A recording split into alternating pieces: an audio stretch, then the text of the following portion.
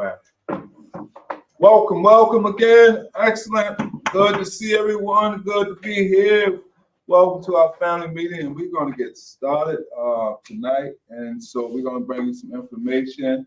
I am going to be sharing exactly what we're going to be talking about. I have two ladies here, and they are going to be sitting with us. You cannot see them, but you can definitely hear them.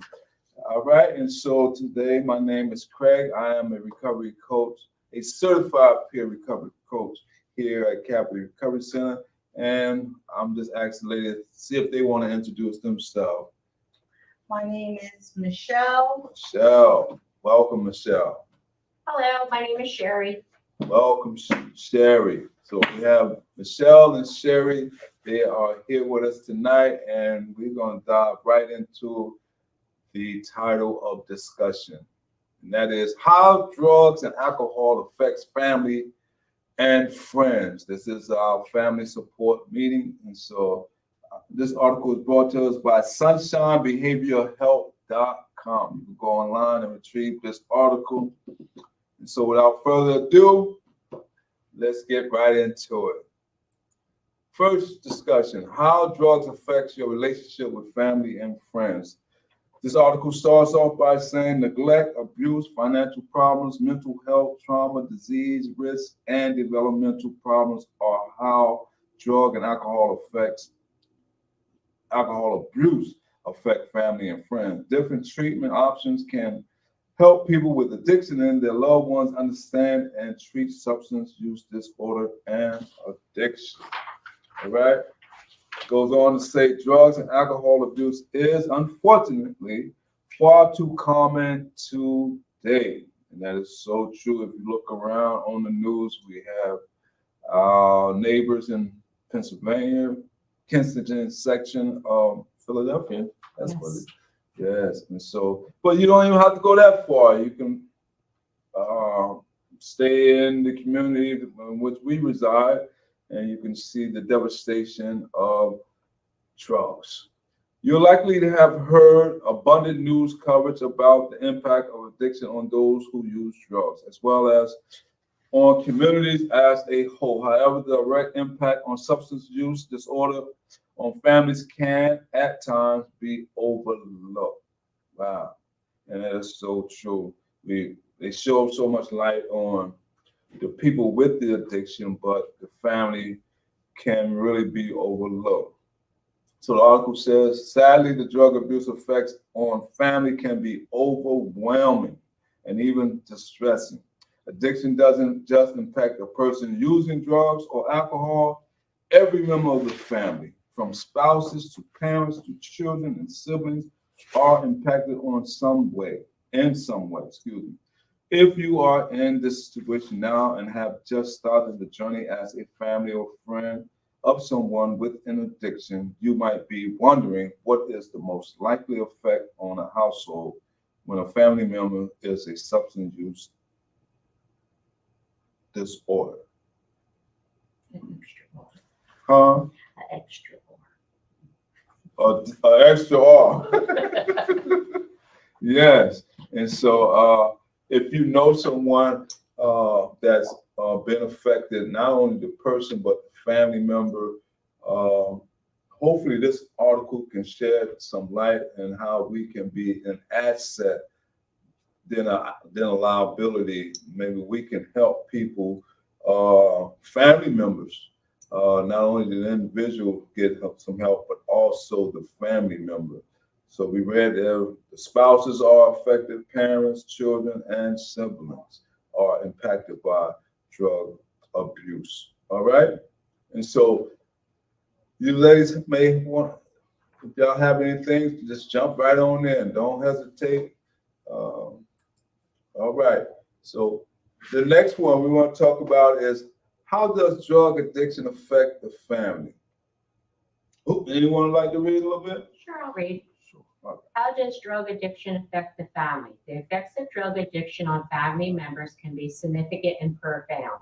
It is common for family members to begin questioning where they went wrong and what they could have done to prevent their loved ones from turning to drugs and alcohol. They may blame themselves for their loved one's addiction, or they may begin to resent their loved ones for putting the family through the situation. It is likely that someone with substance use disorder doesn't truly understand how addiction affects family and friends. While addiction is a disease that can change how a person thinks, behaves, or feels, they often say or do things that hurt family and friends.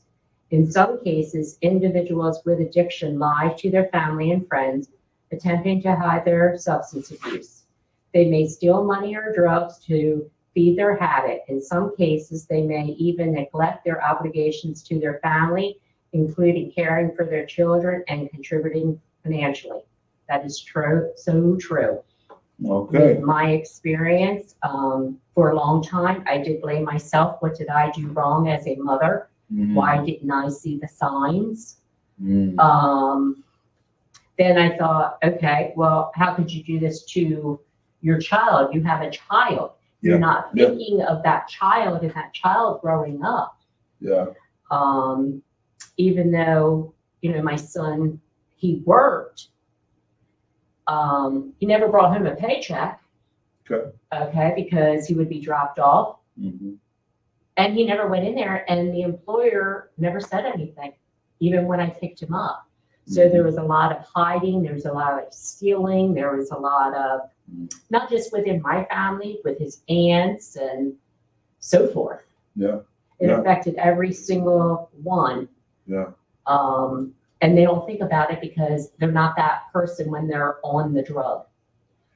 That is so true. The drug is so become manipulative, distorted, cunning, baffling. So, what do you think, ladies, when these articles that we be covering and it talks about addiction is a disease? Have you ever looked at it from that perspective? When I was just reading that, I was playing that in my mind because it's like this. I Yeah. don't know how I feel about it. Some people say, "Oh, it's not a disease," and then when you see somebody go through it, you feel like it could be. But then there is a choice to begin. But then it becomes a disease. I don't know. I was just thinking about that exactly when you were reading. I'm like, do I totally agree with that or not? I don't know. I don't disagree with it, but I don't agree with that. I think. I didn't at first agree because I didn't understand the whole situation. Yeah. But as I got more and more involved with different things with my son, and then the mental health that he was going through, Right. and trying to understand the trauma that he never told us or told me that he was going through. Yeah. So that mental health and the trauma, he was trying to heal that pain with the drugs so he could not feel that pain. Right. Masking. And yes, and he didn't want to show emotions at all. Yeah. Yeah. I mean, it's hard because then you think, oh my gosh, what did I do wrong as a mother? Okay. Okay. What could I have done more? I couldn't force him to go to rehab, even though he did, but he would go there and he would outsmart. Also, he had a background of criminal law. Oh, wow. He had a bachelor's degree. Yeah. He was never a stupid individual. Okay. He knew the games. He knew both ends of both the law and the abuse. But yet he was out there trying to save everyone else, but not saving himself because he felt like he was not worth it. Yeah, because a lot of times, I want to touch on ACEs a little bit, but the disease aspect, because they says when you look at people who have, let's say, a diabetic. Now, okay, I'm pre-diabetic myself. I'm in free now. Okay, good. And so when you say you're free, I'm a pre-diabetic. I You're was, free. yes, okay, I was got it under diabetic control. and I've tried to control, and it's very difficult. it's very different. Just like drug, they say, Yes. you know, we may say, well, we can curb our eating, but it's not that simple. No. You know, and so a lot And of it's not times, simple with, the medication or, Yeah. Oh my gosh, I can't, I have to watch my bread. I have to watch my carbs. I have to, Yeah. Yeah. I don't want to eat like a rabbit. want to Yeah, enjoy but your food, everything you eat turns to sugar. Everything. everything, Everything. right? Whether it's meat, whether it's salad, it all turns to Yes. sugar. Just some takes longer. And so- And it's just trying to, as a diabetic, I can be up and then I fall again. I can be up, fall again. And that's Just why like somebody on any type of substance abuse. substance abuse, harm reduction, they Correct. need medication because a lot of times some people get it through coping mechanism, reading materials, therapeutic methods, and some people just really need. And I medicine. understand it a little bit better now when I can, not comparing my situation and his situation, but I kind of understand a little bit more like, oh my gosh, It's not. I know it's not as easy Not as easy. as everybody thinks it is. There you go. And I did not walk in his shoes. I was beside him, but he Mhm. didn't walk in my shoes either to see how difficult It's was. very, it. So now I understand how that pieces yeah, kind of, yeah. You see, now you can get a more, I understand it a little bit more because understand. I'm being more and more educated also. there you go. Because the ACEs aspect, like we was talking earlier, I never knew, like, because I never took the ACEs score or Mhm. scale, and I can imagine it's probably off the charts Mhm. because it says it leads up to, well, the trauma leads up to dependency of drugs because they're trying to cope, and Mhm. if we don't get the proper diagnosis or preventive measure from the what the guy called it, say high risk assessment, Mhm.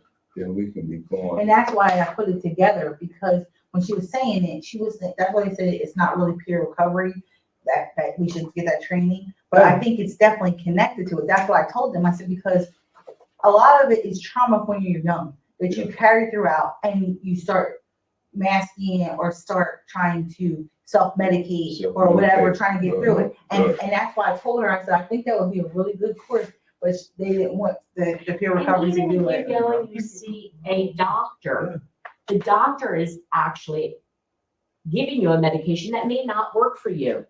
Right, That you have to start another medication. absolutely. So Even, it's a trial and error, just like it is with diabetes just like even mental health. and you know. mental health. But Exactly. It's a score, like it's a test. It asks you specific questions and then you tally, and then however, Right. it's. And then it's answer them correctly too. Yeah, and so you need someone to make that determine who's skilled in this scoring, Mhm. and then they have to, from what I understand, set some mechanism in place Mhm. so that if you do score at a certain score, that you can preventive measures. Mhm. They use the term preventive measure, and so they have family supports, strengthening families, Mhm. and There's so much social stuff. emotion. And you can call like different times, they'll set up appointments and everything, and so the majority of it's free. Or you can use your insurance for it. It's cool. It's very cool. It's very interesting because a lot of times I ask myself when I was using, like, I know I suffer from a lot of trauma, but it's like, where did I go wrong? Like, where did I turn wrong? How come most of my other friends who had 2-parent household, they was using, but they wasn't like off the chain like me. But then It's genealogy too. genealogy, Chemical imbalances. I mean, it's a, coping mechanism, exactly. without the proper role models. Mhm. It's also culture and bringing up and different things. Like I'm saying, like some people, have different ways of coping with stuff they've been taught, and other people don't. So it leads to deeper depression or deeper Yeah. trauma, it's all that. But a lot of it has to do with your genes too, because once Yeah, that the light genes. gets turned on, Yeah, like if we don't have it in our genealogy, we might try and never get addicted. But you could try one time, that light gets turned on your brain and it never goes off. yes, and I believe that's so true because a lot of times I hear people who actually, and we're not getting off subject, but it's all family related discussion. And so when I used to see people who actually smoke crack in a pipe, and it seemed like some people who do it just one time and they never turn back, they just Mhm. off to the races. Then you got some people who do it and then they go to work, and but then you got some people who just lose it. And you can have the I best can understand that. support system. Yeah, Like how I was raised with both of my parents. hmm Very supportive, but Mm. not easy to talk to because of the older generation. But that one thing with my son, I mean, he always had a stable yeah, environment, but it's that one thing. yeah. So I just wanted to dive in a little too about the disease aspect because if we overlook not only the family, but the disease aspect, we may miss something and how we can help somebody else Mhm. get a better understanding. That makes sense. Mhm. I hope so. One thing I want to add is too, like a family, you could have 3 siblings, you have 3 children, and they have it in their genealogy pool that they could have the addictive trait. Mhm. This one could try alcohol and it do nothing to them, Yeah, but yeah, they could try weed and it leads to something else. Mhm. This one could be addicted to alcohol. It is to whatever turns that light on in their brain, Exactly. but it doesn't mean it has to be the same thing, even though they all have that trait. yeah. One could be addicted to Food, fitness, physical, for the exercise. like exercise. Yeah, One could yeah. be addicted to, it's just a trait, like that. Shopping, it could be any type of addiction. And it might It's not, not they always. could all drink and only one get addicted to drinking. Yeah, So yeah. it's not, but it's in their That's makeup. so true. You bring that up I because mean, it's not just drug abuse. I mean, there's a lot of addictions Oh, that yeah. people just don't, they overlook them. a lot of times people exchange one addiction for another. You can get sober and being recovered from alcohol and drugs, and then you may turn to eating Correct. or exercising. How about, when I was taking a course for addiction behavior, there was people that was addicted to eating plastic bags, Oh, really? eating ashes Like of their loved like one, eating ashes of their loved one, addicted to it. Really? Yeah. Yes. Pica. Well, probably just when you eat everything, Mhm. but it's like they're addicted to Hair. really. Yeah. Yeah, there's a lot. With the professor, he had us pull out like 60 things. One, and we had to YouTube do that. I was like, Wow. it's Now crazy. y'all didn't like addictions. me because I never heard that. Yes. Oh, yeah. And it does the same exact thing that drugs do. It does, It it's the messes same, with your it's the system, same, everything. everything. Yeah, because Gas, I- drinking gas, yes. huffing gas, Oh, just yeah. smelling it, just the smell of gas. Not to get off the subject, I was reading an article before I came. I forget what senator or whatever, but there's a new drug that entered Philly. It's called a rhino tranquilizer. Yeah, I think I heard of something like that. I forgot what they What, call it. Flesh, No, it's a new one. They're not the calling flesh rhino. eating thing. That's what I thought it was, when the fleshy one, Uh-uh. the xylophan or whatever, Uh-uh. xylo or something. Xylene has been in there, but they're saying a new one's coming out, rhino. I have to investigate it a little Well, bit more. Our goal is to inform, educate, and to get a better understanding how we can help families deal with this crisis. As you just heard, okay, thank you. As you just heard, we have, oh, okay, good. I'm glad you joined, Mr. Serrano. Let me see. I need to bring you in. Do you have your camera on? Let me ask you that. Are you able to turn your camera on? comment if you could able to turn your camera on. If not, we'll go on. So where we at? How does drug affect the family? Financial consequences. All right, so the thing is, we want to be more aware of this disease. As you just heard about, this new drug that's coming out that's really going to cause havoc in our community. And so we want to help families get healthy with their loved ones, whether it be the parent, spouse, or the child.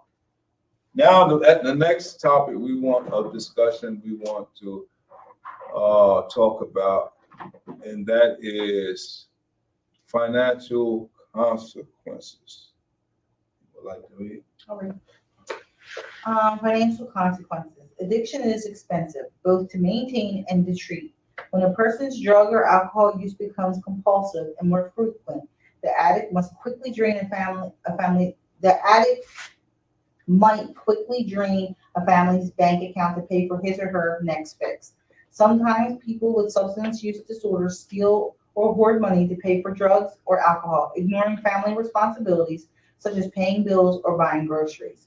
This can lead to serious repercussions for the entire family, including utilities being shut off, houses being repossessed, or children being removed from the home due to neglect. Wow. So true. So true. So true. Financial consequences. One of the reasons I decided to say, well, I want to stop using it because I used to find myself being broke all the time, asking people for, a hit or whatever, or do things just to get money and things like that. And so that is so true. Financial consequences. So the next one we want to talk about. It's the same. Can't turn on TV. I mean, camera. Turn on camera. All right. So for the audience, listening audience or watching audience, we have someone that's joining us, Mr. Serrano. He's part of our program, and so thank you for letting me know that you can't turn your camera on. And so we'll figure it out, and just stay tuned in. I appreciate you for giving us the update. All right, so the next one we want to talk about, and I'll read this one, and we want to talk about abuse or neglect. The article says, unfortunately, drug and alcohol abuse results in changes in the brain, neurotransmitter levels that can alter a person's behavior, personality, and ability to think rationally. A person who would never harm another while using drugs or alcohol can cause physical or emotional harm when under the influence. Some drugs can make a person more aggressive and unable to control their temper, leading to a higher likelihood of physical abuse towards a spouse, child, friend, or other family member. This may also have difficulties controlling what they say, sometimes using abusive or hurtful language. The American Society of Addiction Medicine states that intimate partner violence is exceedingly common in relationships where one or both partners has a substance use disorder. In fact, around half of all instances of IPV occur while at least one partner is under the influence of drugs or alcohol. IPV, that's very intimate partner violence. All right. And in some tragic cases, alcohol and drug abuse can also lead to sexual abuse, especially of children. This can happen, for an example, if a parent under the influence invites others who use drugs over to the house for an extended period of time, and that person abuses children in the home. Wow. That's why it's so important to read this type of literature, because unbeknown of a lot of people, they may take it as just leisurely fun or activity, and who knows, you have to be aware who you having in your house. Being that drugs can alter your mind state, you may neglect the safety of your loved one. So I remember my brother used to tell me, he said, man, don't sniff dope or heroin. He said, if you can't, don't do it. He said, because if you notice when people on drugs, they happy, you know, go lucky, they want to be your friend. He said, but when you see them the next day, when they're not high on drugs, they won't even speak to you. So when I started learning about mood altering substances, then I really understand what he was talking about. You know, I always wanted to be in my right state of mind. So I would say, well, if drugs make me feel happy and I want to be friendly with people when I'm only high, then when I'm not high, I don't want to be one way and not be this way all the time. And so I was grateful that I stopped using drugs. So I guess he left. And so by me stop using drugs, it made me understand, well, I can be myself all the time. You know, whether having a good day or a bad day, I'm able to deal with people on a real personal, intimate level where I can say, well, I can make a rational decision, whereas I can make a distinction. You know, can I look at it from a negative perspective, or should I look at it from a positive perspective? You know, because a lot of times, just because my perception of something may be one way, that don't mean the person is that way. So if I look at it and say, well, maybe that person having a bad day. It's not that they've been this way towards me. It's just that they could be encountering something. You know, you can find that even on a job. If someone don't speak to you right away, you may say, oh man, they don't like me. That's not the case. They may be going through something at home.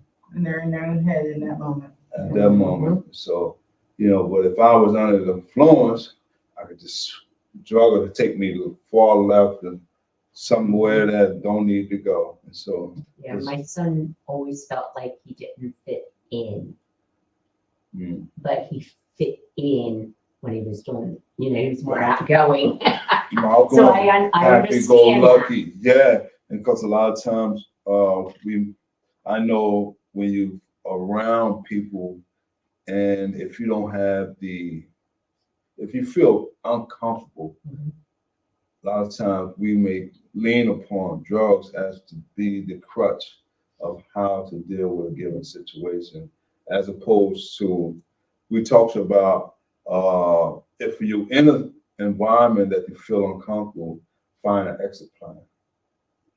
So, Oh, I felt uncomfortable several places. I mean, personally, me. Yeah. So I understood what he was, you know, talking about.